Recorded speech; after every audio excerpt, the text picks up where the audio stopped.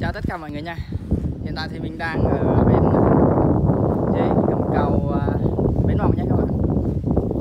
Đây là điểm, nói chung là điểm check in của rất là nhiều bạn trẻ thường hay qua đây chơi chụp hình, rồi cũng có rất nhiều người hay qua đây để nhậu, ăn nhậu các bạn. Nói chung là nhậu vui chơi thôi.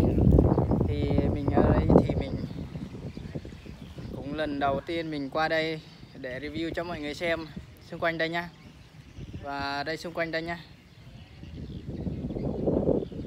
Ở đây rất là đẹp nha mọi người.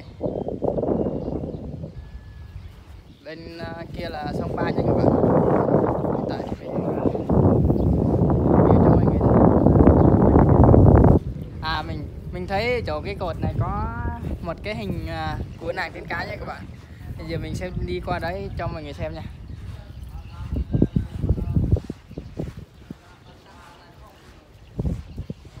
Mọi người thấy không? Đây dưới cầu này rất là cao luôn nha mọi người. Bên kia để mình cho mọi người xem bên kia nha. Đó. Bên kia là thị xã Yunpa nha. Là bên này rất là đẹp, nếu mà các bạn thích chụp hình thì cứ qua đây rồi vào buổi chiều hoặc buổi sáng sớm là mát. Còn buổi trưa thì nó hơi nắng một tí nên là không có chụp hình được chói nha các bạn. Nóng nữa. Bây giờ mình cho mọi người xem hình của nàng tiên cá trên cái cột cầu nha.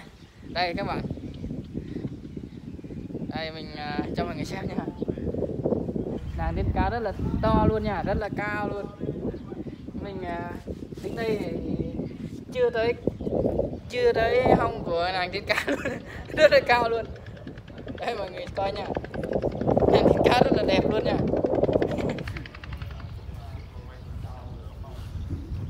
Giờ mình đi qua chỗ sông Ba nha. Thì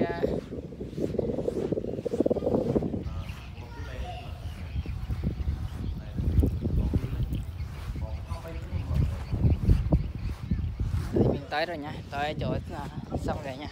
Thì mình cho mọi người xem nha. Đây, bên trên là cầu nha. Dưới này thì nước, tới chỗ nước rồi nè. Thế nên mình sẽ tắm ở đây nha mọi người.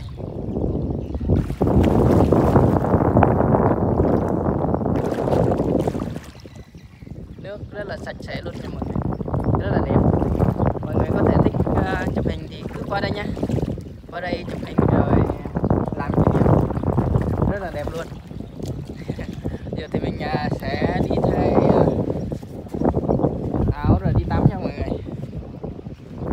Giờ mình mới thay cái đầu ra rồi chuẩn bị đi tắm nha mọi người. Giờ đi tắm nha.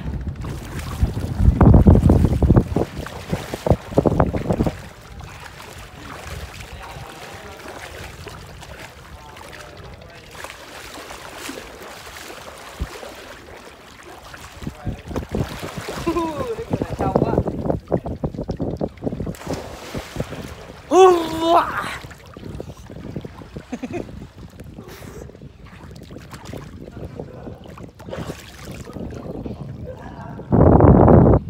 Bên kia có mấy người anh em đang chuẩn bị qua tắm luôn nè mọi người. Để mình cho mọi người coi nha. Đây.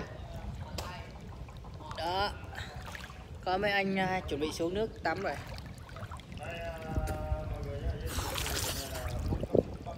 Lần đầu tiên mình qua đây chơi và được tắm ở sông này nha các bạn. Nói chung là mình cũng bên kia thì cũng rất là xa để qua đây. Nước này rất là mát nha. Mọi người xem mấy anh đang xuống rồi nha. Đó, mấy anh đấy toàn là võ sư Osumo. Xin chào. Võ sĩ sumo nha. Đây. Đây. Ai muốn đâu bốc luôn đây các bạn. Đây. Mấy anh này toàn võ sĩ sumo không ấy. Rất là to luôn. Rất là to. Lực sĩ rất là...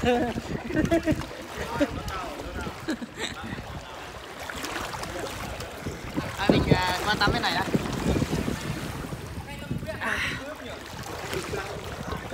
Nói chung xong giờ cũng buổi chiều 4 giờ rồi mọi người. Nên là thời tiết thì cũng mát rồi, chiều nên là tắm hơi lạnh chứ mọi người. Mình xin phép dừng video ở đây nha mọi người. Xem video nhớ like, chia sẻ và đăng ký kênh để ủng hộ mình nha. Mình cảm ơn tất cả mọi người rất là nhiều. Chúc mọi người thật nhiều sức khỏe và nhiều niềm vui trong cuộc sống của mọi người nha. Cảm ơn tất cả mọi người rất là nhiều. Bye bye.